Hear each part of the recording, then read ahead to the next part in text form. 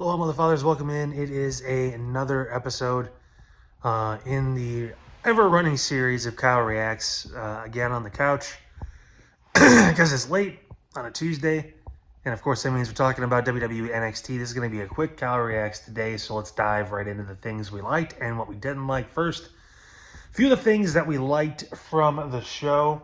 I do have notes over here because sometimes it's hard to remember when you watch so much wrestling. But let's start. This is pretty simple too. Ricky Saints and Ethan Page might be the best rivalry right now in NXT. Just the back and forth they have. They're both featured, I think possible main eventers of the main roster too. But doing it over this mid-card championship, and the thought is this is a blow off of their feud, and one of them, whoever loses, most likely Ethan, could join Seth and his group on the main roster. Fingers crossed, that'd be awesome. Fingers carrying crossed, because why not? I'm trending. But nevertheless, great job by Ricky in that gauntlet. Actually showed a little bit of interest in the Vanity Project, the Evolve guys. So that was kind of cool. Wasn't a big fan of them before, but starting to come around a little bit. The gimmick is really dumb, but they're three young kids that are really talented. I think they have another person in the group too, or something over there. So, yeah. Good for Ricky, good for Ethan. Ethan Page, like I said before, possibly my favorite pro wrestler right now in all of the industry. So, love to see him doing that. Obafemi is a star. I saw a recent possible idea of him being the one to retire John Cena, which would be interesting if John is still a heel come December. Nevertheless, yeah, he's a star. We'll get into the match again in a second that he's going to have at Great American Bash, but him himself presented himself great, looked great. The crowd didn't cheer him when he first came out, but they eventually got behind him once he started talking. He's got the personality, he's got the character, he's got the look, he's got pretty much everything down. Now it's just a matter of time before they decide to get him up there. Another thing we liked, and the last thing on this list, Kalani Jordan. In a episode of NXT where I wasn't too thrilled with what they did with the women, despite the pleasant surprise at the end, which we'll talk about in a minute, she looked great. I think that this Laney Reed girl is getting the push, and she's okay. But Kalani, the spin around moonsault, split-legged moonsault with the injured leg was a crazy spot. That was awesome. That's when you do a spot like that. That's how you end a match. If that spot happened tomorrow night in AEW, they make it a 2 count. I mean, that's hell. If it depends on who it is, they might kick out at 1. I don't know, but that's how you book a match. If something that crazy happens, that's the finish, and they did good with that. So, and Kalani's amazing. Like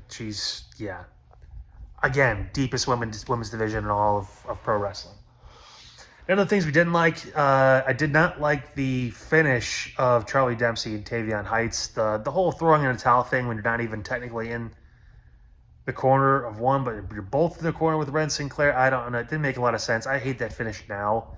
No one's throwing in the towel. He's a grown-ass man. Let him pass out. That will earn more respect.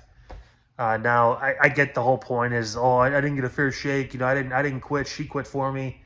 I get it, but it's also like, who gives a shit about this group? He's William Regal's son. I know that. Obviously, these guys are all meant to be single stars, so let's just get on with it. But we're going to keep rolling with it, so that's cool. Back to Oba in this title match that looks like it means absolutely jack shit. This dude is getting a bunch of support from Pro Wrestling Noah, so let's all lose our minds. The Great Muda recorded some stuff. The only person I actually knew besides Muda was Io Sky, who said a few things, which, cool. I don't care. I don't like this dude. I don't know what he does. I don't even remember his name. And Oba should wipe the floor with him. This should not be the main event of the show on Great American Bash. That I probably won't be watching because we'll be watching All In this weekend. Counter program didn't matter. I just don't care about this championship match. Maybe that's why they booked this match down, because I know people aren't really going to watch Great American Bash too closely. Oh, speaking of watching closely, I've watched now in the past few weeks as Blake Monroe has been booked into death. She's tag teaming with Jordan Grace, and they decided to get pedicures because that's really on brand for Jordan. There was rumors about turning Blake Monroe heel already, which is kind of early. I think they need to have her maybe wrestle, I don't know, a match before she decides to say fuck off to all the fans. But they're not booing her, guys. They're booing the theme music. That's why we talked about Def Rebel last week and every week seemingly before that. Yeah, just the tag team is weird. They're protecting Mariah May. I get it early in the run because they had big plans for her. I understand that, but still the team is kind of awkward. And Jordan Grace should win the title on Sunday at Evolution, but I have no idea what the hell is happening. They gave it to JC in the first place, so who knows? The last thing, it's kind of like a good and a bad. The Women's Summit was interesting. It was great to see Stephanie get back on TV, even though it was on the CW. That's kind of unfortunate. But glad to see she was just out there. Also, glad that there wasn't a Nikki Bella appearance at NXT. We didn't need that. I'm glad she decided not to do that. She stayed in Phoenix, which is cool. I'm cool with that. But just a jumbled mess. And a couple women got some highlights and some spots. But yeah, and I get it. It's the Battle Royal thing. I understand that, but it just seemed discombobulated and it seemed awkward, and I don't know. I don't know. I get the whole point was to project mayhem and chaos, and this is going to be a crazy match. But for me, didn't do a lot. Interesting that Julia didn't say anything, even though she was the only other champion in the vicinity besides JC Jane. Guess that doesn't mean anything. So I don't know. I don't know. Cool, like I said, cool to see Stephanie on TV, but everything else was all right.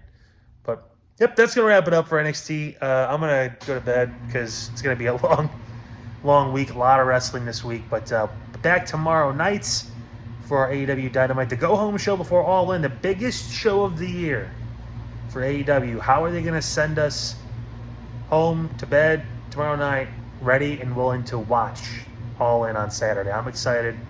We'll see what they do. Until then, have a great night, guys. Don't forget, like and subscribe. Make sure you give this video a like too. Catch Anthony's reacts for NXT coming up as well. And don't forget, of course, the full episodes of the Side Hustle Wrestling podcast drop every Thursday or Friday. We do one a week. Bunch of topics. Got some cool stuff coming up this week, so make sure you guys stay tuned for that. It helps if you subscribe because then you just get the notification right away when we post something new. So how about that? But until tomorrow night, guys, have a great night.